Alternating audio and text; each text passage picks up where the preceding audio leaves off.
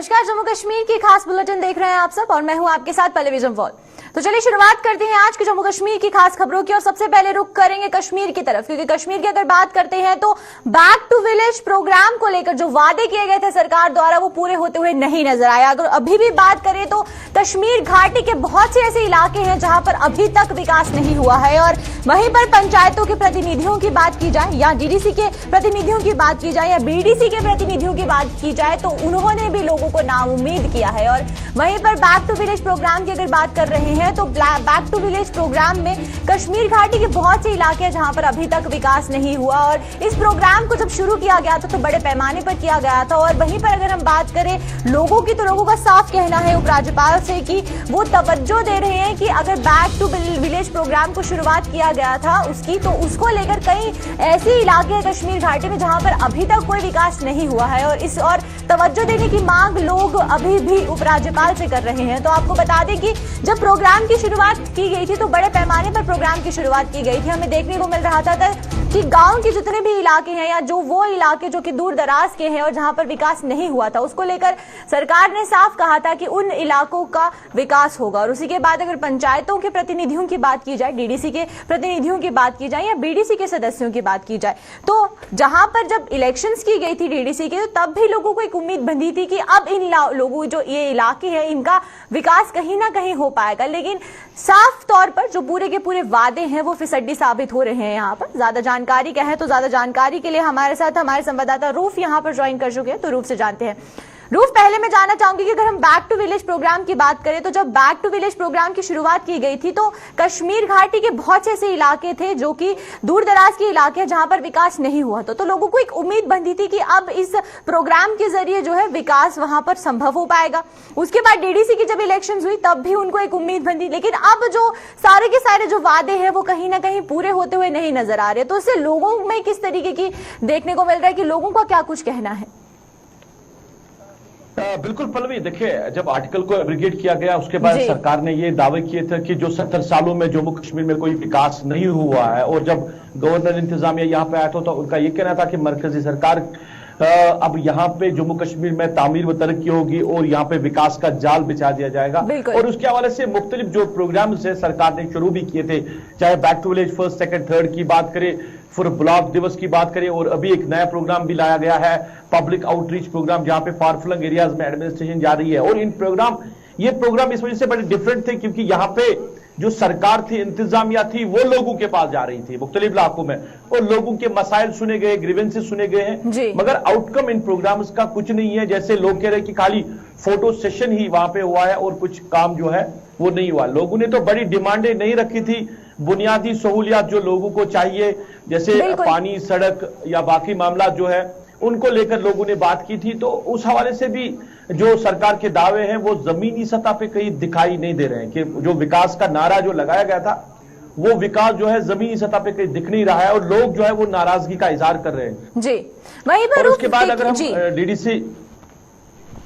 DDC इंतखाबात की बात करें, जो इलेक्टेड नुमाइंदे हैं सरकार के, चाहे पंच सरपंच की बात करें, बीडीसी मेंबरान की बात करें, डीडीसी मेंबरान की बात करें, ये भी कहीं ना कहीं उसमें शामिल थे। और इलेक्शन जो करवाए गए तब भी ये कहा गया था कि अब ग्रास रूट लेवल का जो यहाँ पे जो काम होगा वो इन मेंबरान के जरिए होगा। और सरकार ने इस वजह से ये इंतखाबात यहाँ पे कराए हैं कि आम लोगों के तक विकास पहुंचे है, ये मकसद था इसका, मगर विकास पहुंचा नहीं है। और जो डीडीसी मेंबरान है, पंच सरपंच है, अब वो कहीं ना कहीं लोगों के निशाने पे हैं, वो जवाबदेह है, वहां पे लोग उनसे बार बार पूछ रहे कि कहां है विकास, जो वादे आपने किए थे वो वादा कहां पूरा हुआ, विकास कहां है, डेवलपमेंट कहां है। और अगर हम पूरे जम्मू कश्मीर की बात करें तो जमीनी सतह पे कोई बड़ी डेवलपमेंट जो है वो देखने को नहीं मिल रही है। वहीं पर रूफ अगर बात करें पूरे भारत की तो डिजिटलाइजेशन की तरफ भारत को लेकर जा रहे हैं, लेकिन वहीं पर जम्मू कश्मीर की अगर तस्वीर देखी जाए तो यहाँ पर लोगों में अभी तक मूलभूत सुविधाएं नहीं है। लोग आज भी सड़कों को लेकर जो है प्रदर्शन करते हुए नजर आते हैं, पानी को लेकर प्रदर्शन करते हुए नजर आते हैं, बिजली को लेकर प्रदर्शन करते हुए नजर आते हैं। तो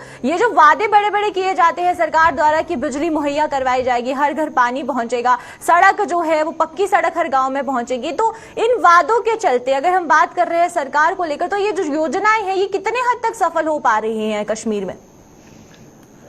बिल्कुल पल्लवी, आपने कहा डिजिटलाइजेशन की बात करें तो दुनिया कहां पहुंची है और पूरे भारत में भी अब इसके जोर शोर से चर्चे हो रहे हैं। मगर जम्मू कश्मीर की अगर हम बात करें तो यहां पे लोग बुनियादी चीजों से ही अभी महरूम है। जैसे आप खुद बात कर रहे हैं, सड़क की खस्ता हाली, पीने के पानी के हवाले, अगर ने मरकज में जो मरकज मामलत की मुख्तलिफ स्कीमें यहां पे लाई गई है, जैसे जो जल जीवन मिशन के हवाले से बात करें तो हर नल के जरिए अब लोगों को जल मिलेगा। ये स्कीम जो है अगस्त 2022 में यह खत्म होगी, मगर अभी तक की बात करें तो उस तरह की प्रोग्रेस में देखने को नहीं मिल रही है। अगरचे 4500 करोड़ रुपया इसके लिए सरकार ने वागुजार किया है और जो एदाद-ओ-शुमार सरकार की तरफ से सामने आ रहे हैं 60 करोड़ रुपया ही अभी खर्च हुआ इस पे, जहां पे मुख्तलिफ पंचायत घरों में या डिस्पेंसरीज में उन्होंने वो काम किया है, पानी पहुंचाया है। लोगों की बात करें, पॉपुलेशन की बात करें, अभी ऐसा कुछ देखने को नहीं मिल रहा है। सड़कों के लिए भी डिफरेंट स्कीमें लाई गई थी, मगर यहां की इंतजामिया जो बार बार दावे कर रही है वो कहीं सही नहीं है, क्योंकि पैसा अगर वागुजार हो रहा है मगर जमीनी सतह पे काम नहीं हो रहा है। अकाउंटेबिलिटी कहीं नहीं है, आपको पूछने वाला कहीं नहीं है। पल्लवी, मैं आपको बताऊं, यहाँ पे आए रोज अब लोग एहतिजाज करते हैं, आप देखते होंगे, आप भी लोगों तक बात पहुंचा रहे होंगे कि सड़क, पानी, बिजली को लेकर ही अब पिछले 2 सालों की बात करें तो लोगों ने ज्यादा एहतिजाज यहाँ पे किया है। तो जब आपको सड़क नहीं है, जब आपको पानी नहीं है, बिजली नहीं है, तो डिजिटलाइजेशन की बात ही नहीं है। हम कहां वहां तक पहुंच पा रहे हैं। जम्मू कश्मीर पसमानदा हो चुका है और यहाँ पे डेवलपमेंट के नाम पे सिर्फ लोगों को वादे ही दिए गए हैं। बिल्कुल रूफ, मैं आपसे एक और चीज यहाँ पर जानना चाहूंगी कि अगर हम योजनाओं की बात करें, बहुत सी योजनाएं आती है, लेकिन उसको लेकर एक प्रॉपर फ्रेमवर्क कितना ज्यादा जरूरी है, क्योंकि क्रॉस चेकिंग कहीं पर भी नहीं की जाती। अगर कोई भी योजना लाई जाती है या कोई भी प्रोग्राम शुरू किया जाता है, अगर हम बैक टू विलेज की भी बात करें तो प्रोग्राम जो है वो बड़े पैमाने पर शुरू किए जाते हैं, लेकिन उन प्रोग्राम्स को लेकर कहां पर काम हुआ उसको लेकर क्रॉस चेकिंग नहीं की जाती। तो एक प्रॉपर फ्रेमवर्क होना कितना ज्यादा जरूरी है हर एक योजना की जो सरकार द्वारा चलाई जाती है। देखिए पल्लवी, आपको याद होगा जब इस तरह के प्रोग्राम शुरू किए गए थे, जो आप योजनाओं की बात करें तो सरकार ने यह कहा था कि इसको पब्लिक डोमेन में रखा जाएगा, जब कहीं पे भी काम होगा तो उसको रिवाइज करें। क्योंकि अगर हम बैक टू विलेज प्रोग्राम की बात करें, सिर्फ डिस्ट्रिक्ट डेवलपमेंट कमिश्नर ही नहीं बल्कि कमिश्नर सतह के जो अफसरान हैं वो उन इलाकों में गए हैं जहां पे उन्होंने लोगों के मामला सुने। फिर पब्लिक डोमेन में क्या कुछ रखा गया है, लोगों को जो डिटेल रिपोर्ट जो है वो लोगों के सामने क्या रखी गई है कि कौन सा काम हुआ है। मुख्तलिफ इलाकों के लोग जब आज भी बात करते हैं वो कह रहे हैं कि पानी नहीं है जनाब, बिजली नहीं है, पोल नहीं है, वहां पे तारे नहीं है। तो ये चीजें अभी भी है और सरकार जहां पे पहुंच चुकी है ना, सरकार जो दावे कर रही है वो दावे अमलाने के लिए और जमीनी सतह पे लाने के लिए मैन एंड मशीनरी का होना जरूरी है। और यहां पे एक चीज कहा कि यहां पे एक तो अकाउंटेबिलिटी नहीं है और दूसरा तालमेल की बड़ी कमी दिख रही है। हमने ऐसा भी देखा कि जो मरकजी मामलत की स्कीमें होती है, योजनाएं होती है, वो पैसा यहां पे जो लैप्स होता है फिर सरकार उनको वापस भी लेती है, मगर यहां पे उस तरह का काम नहीं हो रहा है। तो करना बहुत कुछ है, सरकार को दावे तो जरूर कर रहे हैं मगर लोगों के मसाइल जो है वो काफी ज्यादा है और दिन ब दिन बढ़ रहे हैं। जी चलिए, बहुत बहुत शुक्रिया रूफ आपका हमारे साथ जुड़ने के लिए और तमाम जानकारी साझा करने के लिए।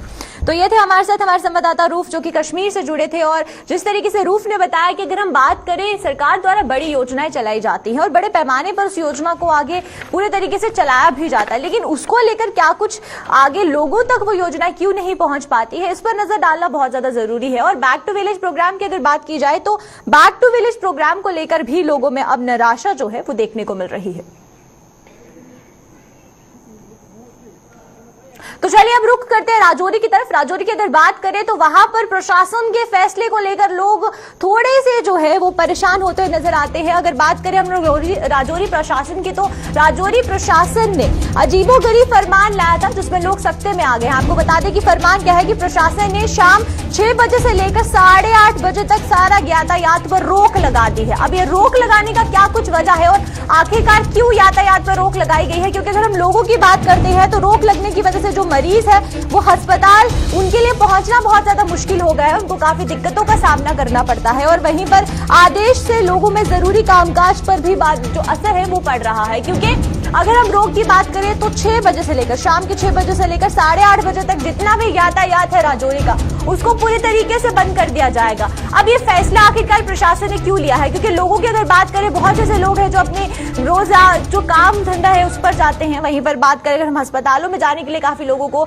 दिक्कतें होंगी, और जो मरीज है उनका भी साफ कहना है कि अगर उनको अस्पताल जाना पड़ा, अगर प्रशासन ने यातायात पर रोक लगा दी है तो इससे काफी ज्यादा दिक्कतें आम जनता को होना बहुत स्वाभाविक है। और वही चीजें देखने को मिल भी रही है, लोग सख्ते में आते हुए नजर आ रहे हैं, और लोगों का सिर्फ एकमात्र सवाल है कि आखिरकार ये रोक लगाई क्यों गई है, और क्या कुछ ऐसा फैसला अगर प्रशासन ने लिया है तो इस फैसले के पीछे की जो वजह है वो क्या है, जो कारण है वो क्या कुछ है, उससे भी आपको रूबरू करवाएंगे। और देखिए, अगर हम बात करें, एक लाइफलाइन जो है वो यातायात को कहा जाता है, तो उसी बीच अगर राजौरी में शाम 6 बजे से लेकर 8:30 बजे तक यातायात को पूरे तरीके से ठप रखा जाएगा, तो यातायात ठप होने की वजह से जो गाड़ियां हैं या जो पब्लिक ट्रांसपोर्ट है वो नहीं चल पाएंगे। तो उस बीच अगर किसी को कोई इमरजेंसी आ जाती है तो लोग किस तरीके से जा पाएंगे? तो ये एक बहुत बड़ा सवाल जो है अभी भी प्रशासन पर है, और इसका अल्टरनेट क्या कुछ सोचा जाएगा इसको लेकर। अगर यातायात नहीं चलते तो क्या पब्लिक ट्रांसपोर्ट अगर बंद किए जा रहे हैं तो प्राइवेट ट्रांसपोर्ट को चलने की इजाजत दी जाएगी या नहीं, ये जानना बहुत ज्यादा जरूरी है। तो ज्यादा जानकारी के लिए हमारे साथ हमारे संवाददाता जमशीद राजौरी से यहाँ पर जुड़ चुके हैं हमारे साथ। तो चलिए यार जमशीद से जानते हैं। जमशीद, पहले मैं आपसे ये जानना चाहूंगी कि ये जो फैसला प्रशासन द्वारा लिया गया है कि शाम 6 बजे से लेकर 8:30 बजे तक जो यातायात है उसको बंद रखा जाएगा, आखिरकार ये फैसला क्यों लिया गया, और इतना बड़ा फैसला लेने के बाद लोगों की क्या कुछ प्रतिक्रियाएं सामने आ रही हैं? बिल्कुल एक अजीब सा फैसला है ये प्रशासन की तरफ से। 6 बजे से 8 बजे के बीच राजौरी ओल्ड सिटी के अंदर तरफ आने वाले रास्तों पर पाबंदी लगा दी गई है, चाहे 2 व्हीलर हो या 4 व्हीलर हो, इन सब पर पाबंदी लगा दी गई है। और बड़ी बात यह है कि कई लोग ऐसे हैं जिन्हें डॉक्टरों के पास जाना होता है या घरों की तरफ आना होता है, ऐसे लोगों के लिए बहुत ज्यादा परेशानियों का सबब बन चुका है। क्योंकि देर शाम को भी हम देखते हैं, आज शाम को भी हमने देखा कि 6 बजे जब ये प्रशासन के इस फैसले पे काम शुरू हुआ, कई लोग ऐसे थे जो बच्चे थे जिनमें उसके बाद लोगों ने वहां प्रोटेस्ट किया। हालांकि प्रशासन की तरफ से बात कही जा रही है कि लोग 6 बजे के बाद 2.5 घंटे के लिए पैदल सफर करें, उससे वॉक भी होगी और कारोबार भी बढ़ेगा। मगर इससे कारोबार बहुत ज्यादा लोगों का मुतासर हो रहा है, जिसके चलते लोगों ने देर रात को यहाँ प्रोटेस्ट भी किया। क्योंकि प्रशासन का एक अजीब सा फैसला है कि हॉस्पिटल के रास्ते से खच्चर ग्राउंड के पास से सिटी के अंदर आप एंटर नहीं हो सकते, दूसरी तरफ यूनिवर्सिटी मोड़ से आप इस तरफ एंटर नहीं हो सकते, दूसरी तरफ आप ओल्ड सिटी से मंडी की तरफ एंटर नहीं हो सकते। देर शाम को यहाँ पाबंदियां लगा दी जाती हैं, वहां पुलिस खड़ी कर देती है और बैरिकेड लगा दिए जाते हैं, किसी को अंदर आने की इजाजत नहीं दी जाती, जिससे लोगों में काफी परेशानी देखने को मिली। हालांकि अजीब सा एक फैसला जो देखने को मिला, क्योंकि इस फैसले का क्या मकसद था। हालांकि प्रशासन की तरफ से जो दावे किए जा रहे हैं उसमें यह कहा जा रहा है कि लोग इतने 2 घंटे में वॉक करेंगे। वॉक के लिए ये रास्ता कभी हो ही नहीं सकता, क्योंकि फुटपाथ यहाँ है नहीं कि वॉक की जाएगी।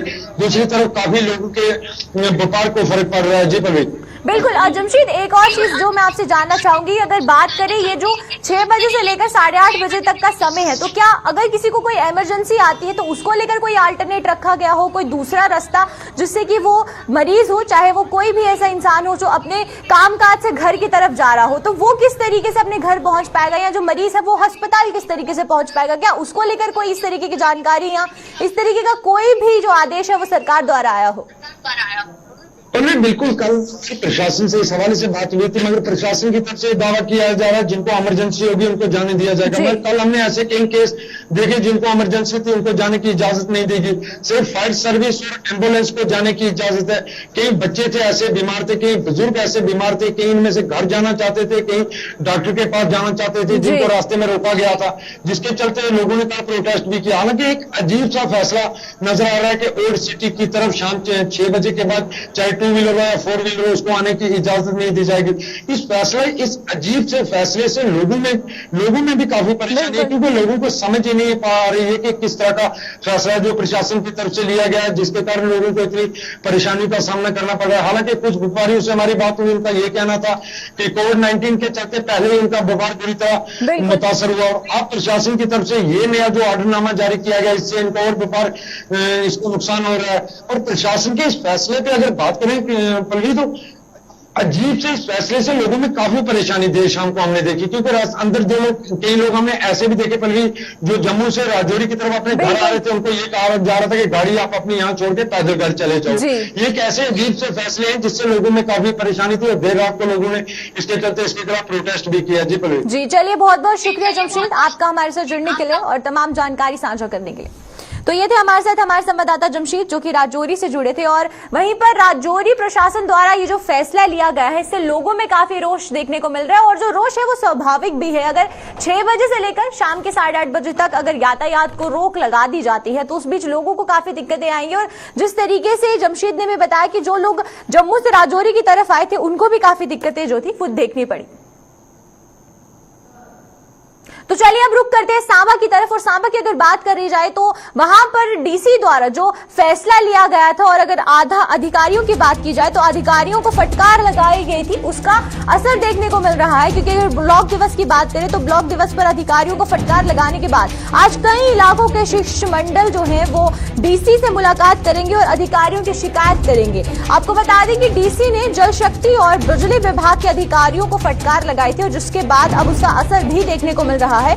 जिले भर में बिजली और पीने की पानी की किल्लत से जो लोग जूझ रहे थे, वो अब डीसी की तरफ आरुख कर रहे हैं और डीसी से शिकायत कर रहे हैं अधिकारियों को लेकर। और वहीं पर सांबा के डीसी द्वारा ब्लॉक दिवस पर यह देखने को मिला था कि जो आला अधिकारी थे उनको फटकार लगाई गई थी। ज्यादा जानकारी क्या है, तो चलिए आइए पहले देखते हैं कि डीसी अनुराधा गुप्ता का क्या कुछ कहना है।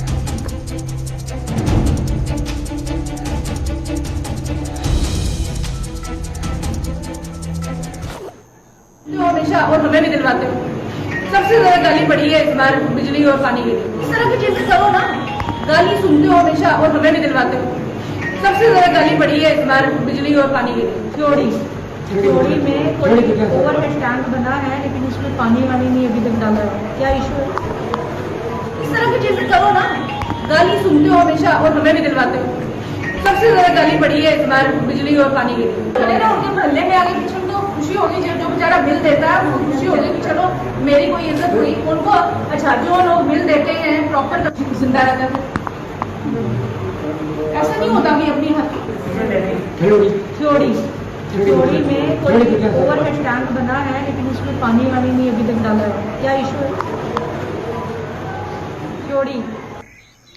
तो देखा हमने कि डीसी अनुराधा गुप्ता का क्या कुछ कहना था, और किस तरीके से अगर अधिकारियों की बात की जाए तो अधिकारियों को फटकार लगाती हुई डीसी अनुराधा गुप्ता नजर आई है। लेकिन उसको लेकर अब क्या कुछ देखने को मिल रहा है हमें ग्राउंड रियलिटी में, वो जानना बहुत ज्यादा जरूरी है। तो वहीं पर हमारे साथ ज्यादा जानकारी के लिए ऋषि यहाँ पर ज्वाइन कर चुके हैं, तो ऋषि से जानते हैं। ऋषि, पहले मैं आपसे ये जानना चाहूंगी कि ब्लॉक दिवस पर ये जो अधिकारियों को फटकार लगाई गई सांबा के डीसी द्वारा, उसको लेकर अब क्या कुछ असर देखने को मिल रहा है, और किस तरीके से लोगों में, अगर लोगों की बात की जाए, क्योंकि लोगों की समस्याओं को लेकर जो फटकार है वो अधिकारियों को लगाई गई है, तो अब लोगों में किस तरीके की प्रतिक्रिया देखने को मिल रही है? देखिए पल्ले भी आपको बता दें कि जिस तरह से ब्लॉक दिवस को एक बार फिर से शुरू किया गया है, जो एलजी प्रशासन के दिशा निर्देश थे, इससे पहले लगातार दूर दराज इलाकों में जो है वो जिला उपायुक्त जो पहुंच रहे थे, लोगों की समस्याओं को सुन रहे थे। लेकिन ब्लॉक दिवस की अगर बात करें तो कल दोबारा से इसकी शुरुआत हुई है, जिसके चलते लगातार लोगों की समस्याओं को सुनने का प्रयास जो है वो जिला प्रशासन सांबा के आला अधिकारी द्वारा किया गया है। जिसमें अगर डीसी सांबा अनुराधा गुप्ता जी का जिक्र करें तो वो भी लगातार इस ब्लॉक दिवस में शिरकत करती हुई नजर आई और लोगों की समस्याओं को सुन रही थी। लेकिन अचानक उनका गुस्सा वहां पर फूट पड़ा, और गुस्से में उन्होंने जो जल शक्ति विभाग के अधिकारी थे और जो जिसके बिजली विभाग के अधिकारी थे, उनको वहां पर मौके पर फटकार लगाई, लोगों के सामने फटकार लगाई कि लगातार आप गालियां सुन रहे हैं, और गालियां इसलिए आपको पड़ रही है कि आप लोग सर्विस नहीं दे पा रहे हैं, वक्त पर पानी की सप्लाई नहीं दे पा रहे हैं, और बिजली की जो लगातार आपूर्ति लगातार प्रभावित हो रही है, उसको चलते लोगों का यह कहना था कि हम बिल भी देते हैं लेकिन उसके बाद भी बिजली हमें नहीं मिल पा रही। इसको लेकर जो एक्शन थे, चाहे वो पीएचई के थे या फिर पीडीडी के थे, उनको लगातार फटकार लगाई गई। उन्होंने कहा कि आपको जो गालियां पड़ रही हैं, हमें भी गालियां आपकी वजह से सुननी पड़ रही है, यानी आला अधिकारी भी इसका शिकार हो रहे हैं। उसी के चलते डीसी सांबा अनुराधा गुप्ता जी ने साफ तौर पर अपने अधिकारियों को कहा कि आप लोग सुधर जाइए, आप लोग जनता को सर्विस जो है वो सही से दे पाए, नहीं तो आपके ऊपर एक्शन भी हो सकता है। लेकिन कहीं ना कहीं ये जो ब्लॉक दिवस की शुरुआत हुई है, मुझे लगता है कि जो लोगों की समस्याएं हैं उनका हल हो पाएगा, और लोग भी वहां पर काफी अपना रोष जताते हुए नजर आए कि हम जब अपने अधिकारियों को फोन करते हैं वो ना तो फोन उठाते हैं, जब वो ऑफिस में जाते हैं तो कुर्सियां वहां पर खाली रहती हैं, और कुर्सियां जब खाली रहती हैं तो लोगों के काम किस तरह से होंगे। और इसी वजह से जो शिकायतें लगातार पेश आ रही है, जिसके चलते आपको याद होगा कि 2 दिन पहले जो वाकया पेश आया कि जितने भी जम्मू कश्मीर प्रशासन के अधिकारी हैं वो लगातार कई अलग अलग दफ्तरों में गैर हाजिर पाए जाते हैं, उनको शो कॉज नोटिस जारी किया गया। तो यही एक कारण है कि लोगों की समस्या इसलिए हल नहीं हो पा रही है। और दूसरी ओर अगर आपको अपडेट करें तो थोड़े दिन पहले हमने डीसी सांबा अनुराधा गुप्ता जी से जब बात की थी तो उन्होंने कहा कि हमारा एक फर्ज बनता है कि हम लोगों की दिक्कतों को सुने, उसका हल करें, मौके पर करें। और उन्होंने ये भी कहा कि जो जनता दरबार लगाए जाते हैं उन जनता दरबार का कोई फायदा नहीं है जब हम लोगों को सर्विस नहीं दे पा रहे हैं, लोगों को हम अच्छे से उनको सहूलियात जो वो नहीं दे पा रहे हैं, तो जनता दरबार का कोई फायदा नहीं है। उसी को लेकर तमाम जितने भी हमारे अधिकारी हैं उनको अब लगातार आप ये कह सकते हैं कि वहां पर हाजिर करवाकर उनकी ये भी दिक्कतें पूछी जा रही है, भाई आपको क्या दिक्कत है, आप लोगों को काम क्यों नहीं कर रहे हैं। तो इस तरह से जो सिस्टम बनाया गया है इसे पटरी पर लाने का प्रयास जो प्रशासन कर रहा है। और मुझे लगता है कि अगर जिस तरह से डीसी सांबा इतना सीरियस है अपने अलग अलग दिक्कतों को लेकर के लोगों की समस्याएं ये हल हो पाए, तो फिर आला अधिकारियों का भी फर्ज बनता है कि हम डीसी के साथ पूरा कोऑपरेट करें, लोगों की समस्याओं को सुलझाएं, ताकि जो दिक्कतें परेशानी लोगों को पेश आ रही है, आए दिन बिजली पानी का सबसे बड़ा बर्निंग इशू बना हुआ है, तो अगर बिजली पानी के ये सारे मसले हल हो जाते हैं तो लोगों को निजात भी मिलेगी। गर्मी का मौसम है, लोग बेहाल हो चुके हैं, पानी 5-5 4-4 दिन नहीं आता, बिजली लगातार जो वो अनशेड्यूल पावर कट किए जाते हैं, किसानों को खेती बाड़ी में कितनी ज्यादा मुश्किलें पेश आ रही हैं, वो अपने पंप सेट मोटरें नहीं चला पाते और फसल कहां से हो पाएगी। इसी को लेकर लगातार इस बार सबसे ज्यादा जो दिक्कतें थी वो बिजली पानी को लेकर थी, उसी को लेकर अधिकारियों को फटकार लगाई है डीसी सांबा ने। और उम्मीद है कि जो अधिकारी है वो इस बात को थोड़ा सा संज्ञान में लेंगे और लोगों के मसले मसाइल को हल करेंगे, चाहे वो जो आश्वासन दिए जाते हैं वो आश्वासन जल्द से जल्द पूरे करें। लोगों को भी ये चाहिए कि हमारे काम हो जाए तो हमें कोई दिक्कत नहीं है, लेकिन हमारे काम नहीं होंगे तो हम किस तरह से कहेंगे प्रशासनिक अधिकारी हमारे लिए हमारे काम करने के लिए बैठे हुए हैं। बिल्कुल, वहीं पर अगर बात करें ऋषि, तो जिस तरीके का प्रोग्राम हमें देखने को मिला कि जहां पर अधिकारियों की फटकार जो अधिकारियों को है वो लगाई गई, तो क्या इस तरीके के प्रोग्राम्स और भी सांबा डिस्ट्रिक्ट में हमें देखने को मिल सकते हैं आने वाले दिनों में? देखिए बिल्कुल, मैं आपको वो बता रहा हूं कि ब्लॉक दिवस की कल से शुरुआत हुई है। बताया जा रहा है कि बुधवार और शनिवार के जो दिन निर्धारित किए गए हैं, अलग अलग जिला में जितने भी ब्लॉक्स हैं वहां पर जाकर उनके लोगों की समस्याओं को सुनना। लेकिन जिस तरह से कुछ महीने पहले इसकी शुरुआत हुई थी, बीच में ये कोविड के चलते बंद कर दिए गए थे, लेकिन अब इसमें जो बताया जा रहा है कि कुछ संख्या जो वो अधिकारियों की और उसी के साथ लोगों की होगी, 25 के आसपास का जो प्रोटोकॉल है वो सेट किया गया है। लेकिन इसके पहले ही शुरुआत जो वो मैडम ने कर दी थी, अलग अलग दूर दराज इलाकों में जाकर लोगों की समस्या को सुना गया। कई ऐसे इलाके थे जहां पर कोई भी कभी डीसी पहुंचे नहीं थे, वहां पर भी ये मैडम वहां पर पहुंच रहे हैं अपने अधिकारियों को लेकर, यही एक मोटिव लेकर चल रहे हैं कि लोगों को हर एक सर्विस जो वो प्रोवाइड करवानी है। आपने देखा कि कल ही एक दिक्कत पेश आ रही है कि प्रधानमंत्री ग्रामीण आवास योजना का फायदा बीपीएल परिवारों को नहीं मिल पा रहा। तो ये तमाम ऐसी दिक्कतें हैं जो ग्राउंड पर उतारी तो जाती है, लेकिन सही से उसका फायदा लोगों तक नहीं पहुंच पा रहा। और प्रधानमंत्री जी ने भी अगर इन योजनाओं की शुरुआत की है बीपीएल परिवारों के लिए, तो मुझे लगता है कि अगर इस तरह से इनिशिएटिव यहाँ जिला प्रशासन सांबा की जो आला अधिकारी मैडम डीसी हैं वो अगर इस इनिशिएटिव ले रहे हैं तो बाकी अधिकारियों को कोई दिक्कत नहीं होनी चाहिए। उनको भी ये होना चाहिए, एहसास होना चाहिए कि वो वहां पर अपने काम करने की जो तनख्वाह लेते हैं वो काम कर कर दिखाएं, ग्राउंड पर उतर कर दिखाएं। नहीं तो आपको मैक्सिमम दफ्तरों में कुर्सियां खाली मिलेंगी, वक्त कोई होता नहीं है इनके दफ्तरों में आने का। तो ये मैं सारे अफसरों को नहीं कह रहा, ये तमाम वो लोग हैं जो अपनी ड्यूटी को समझ नहीं पा रहे हैं कि अगर सरकार आपको तनख्वाह दे रही है तो आप लोग उसके ऊपर खरा उतरिए, लोगों के जो वो उनकी मुश्किलातों को हल करिए। यही इसको लेकर गुस्सा जो वो डीसी मैडम का फूटा और उन्होंने कहा कि अपने कामों को लेकर सीरियस हो जाइए, लोगों की दिक्कतों को सुनिए, उसका हल करिए। जी चलिए, बहुत बहुत शुक्रिया ऋषि आपका हमारे साथ जुड़ने के लिए और तमाम जानकारी साझा करने के लिए। तो ये थे हमारे साथ हमारे संवाददाता ऋषि जो कि सांबा से जुड़े थे, और ऋषि ने जिस तरीके से बताया कि अगर हम बात करें ब्लॉक दिवस की, तो ब्लॉक दिवस का जो कार्यक्रम है उसकी शुरुआत हो चुकी है, और उसी की शुरुआत के चलते हमें देखने को मिला है कि अगर हम डीसी की बात करें सांबा की, तो उन्होंने बहुत से अधिकारी हैं जिनको फटकार लगाते हुए नजर आई, और हमने आपको विजुअल्स भी दिखाई कि किस तरीके से जो अधिकारी हैं उनको फटकार लगाई गई है। तो चलिए अब रुक करते हैं अगली खबर की ओर। प्याज को लेकर मंडी से लोगों के लिए राहत की खबर है। जम्मू की सबसे बड़ी सब्जी मंडी नरवाल के थोक व्यापारियों के मुताबिक इस वर्ष समय पर बारिश होने के चलते देश भर में प्याज की फसल बहुत अच्छी हुई है, जिससे प्याज के दामों में बढ़ोतरी होने की कोई संभावना नहीं है। व्यापारियों ने प्याज के दाम कम होने की संभावना जताई है। व्यापारियों के मुताबिक इस समय मंडी में प्याज और आलू सबसे सस्ते हैं। हर जगह फसल निकल रही है, गुजरात से निकल रही है, अभी और महीने के अंदर गुजरात से निकलेगी, अलवर से निकलेगी, मध्य प्रदेश एमपी चल रहा है, महाराष्ट्र में ज़्यादा, साउथ में बेंगलोर में भी फसल निकल रही है। कोई भी संभावना नहीं है प्याज ऊंचा होने की। प्याज यहाँ पर हमारे बिक रहा है 22-23 रुपया, लेकिन और संभावना है तो 4-8 और नीचे आने की संभावना है, लेकिन इससे कम नीचे होने की संभावना नहीं है, क्योंकि पीछे भाव जो है 15-16 रुपया भाव नासिक में है, महाराष्ट्र में है। इस साल फसलें क्यों अच्छी हुई है कि बारिश बड़े हिसाब से बढ़ी है, कहीं ज़्यादा नहीं पड़ी है।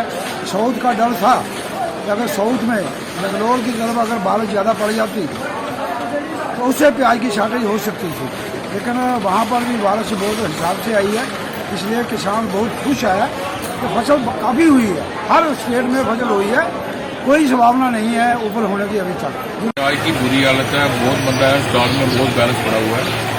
माल प्याज का जो आज चल रहा है 24-25 रुपये, प्याज 20 रुपये की रेंज में आ जाएगा होलसेल में। बाकी रिटेल पे वो तो क्या बेचते हैं क्या नहीं बेचते हैं उनका पता होगा। वैसे आलू बुरी हालत, सबसे सस्ता मंडी में तो देखा जाए सबसे सस्ता आलू, सबसे सस्ता प्याज। आलू 10-12 रुपये किलो, प्याज अपने 20-22 रुपये किलो, 23 रुपये किलो। बढ़िया प्याज। सब्जी की तो बुरी हालत है, आप सब्जी का देख रहे हो, कोई एक दो चार सब्जियां मटर वगैरह कोई दो आइटम महंगी होगी, बाकी तो घिया वगैरह बुरी हालत है सब्जी की। मार्केट में जो कोरोना ने तो बेड़ा गर्क कर दिया, मार्केट में कोरोना ने तो डुबा के रख दी मार्केट से। जम्मू शहर में जम्मू नगर निगम द्वारा शुरू किए गए एनिमल बर्थ कंट्रोल प्रोग्राम के बावजूद भी आवारा कुत्तों की संख्या में लगातार बढ़ोतरी हो रही है। आवारा कुत्तों की संख्या में बढ़ोतरी के साथ साथ कुत्तों के काटने के मामलों में भी बढ़ोतरी होती हुई नजर आ रही है। जम्मू के जीएमसी अस्पताल के डॉक्टर राजीव गुप्ता ने लोगों को कुत्तों के काटने पर कुछ जरूरी सलाह देने के अलावा जीएमसी से भी एनिमल बर्थ कंट्रोल प्रोग्राम को शहर में बड़े पैमाने पर शुरू करने की अपील की है। थोड़ा सा जो है ये डॉग बाइट के केसेस, वैसे तो एनिमल बाइट जर्नल हमारे पास आते हैं, लेकिन उसमें से 90-95% जो होते हैं डॉग बाइट के होते हैं। तो क्योंकि ये एक सिटी में जो डॉग का मिनेंस है वो बड़ा फैला हुआ है, किसी गली मोहल्ले में जाएं आप तो देखेंगे कि सड़कों पर आवारा कुत्ते घूम रहे हैं। तो मैं जम्मू म्यूनसिपैलिटी से भी इस कंसर्न में रिक्वेस्ट करूंगा कि वो इन जो स्ट्रे डॉग्स हैं उनके लिए ABC एनिमल बर्थ कंट्रोल का जो प्रोग्राम है उसको अच्छी तरह से लागू करें, ताकि ये जो डॉग्स की जो उनकी प्रजनन है या रिप्रोडक्शन है उसको हम कम कर सकें। तो रिगार्डिंग की डॉग बाइट या एनिमल बाइट का कोई भी केस हुआ है तो सबसे पहले मैं जो ये प्रोग्राम देख रहे हैं उनको ये मैसेज देना चाहूँगा कि सबसे पहले सबसे ज़रूरी है कि वो जहाँ पे भी डॉग बाइट या एनिमल बाइट ज़ख्म हुआ है उसको एक बहते हुए पानी से नलके के नीचे कोई लगभग 10 या 15 मिनट तक खुले पानी में उस जख्म को अच्छी तरह धोए। उसको हम कहते हैं initial toilet of the wound. वो बड़ा इंपॉर्टेंट होता है। उससे ये होता है इमीडिएटली करने से कि जो एनिमल या डॉग के सलाइवा जो ह्यूमन टिश्यू के साथ कांटेक्ट में आया है तो उसका जो वायरस है, जो रेबीज वायरस है, लिसा वायरस होता है, उसका जो मेजर पोर्शन है वो इस पानी के फ्लो से निकल जाएगा और वुंड जो है क्लीन हो जाएगा टू ए ग्रेटर एक्सटेंट। तो उसमें ये होगा कि जो वैक्सीन है और जो वो चीज़ें हैं वो ज़्यादा इफेक्टिव रहेंगी जैसे जैसे हम पेशेंट हमारे पास आएगा तो उस कंसर्न में। तो चलिए अब तक की जम्मू कश्मीर की खास खबरों में फिलहाल इतना ही। मुझे दीजिए इजाजत। नमस्कार।